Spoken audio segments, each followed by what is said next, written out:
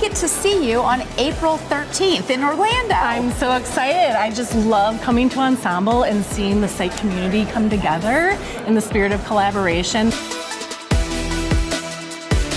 We also have a lot of new things in 2026. We have the executive track. We also are focusing a lot on financial management through the technology. And we're using our newly formed customer advisory board to check our tracks and make sure that the agenda is rock solid for our attendees. And one of their favorites has been the demo stations. So we will continue those so everyone can see the product roadmaps, and also, of course, continuing main stage panelists and speakers.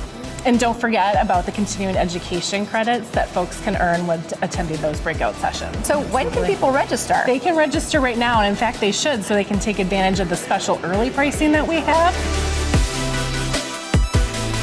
Remember that if you bring 5 or more people, there is special pricing for that, as well as if you stay 3 or more nights. Well, I'm excited to see you and all of you next April at Onsemble.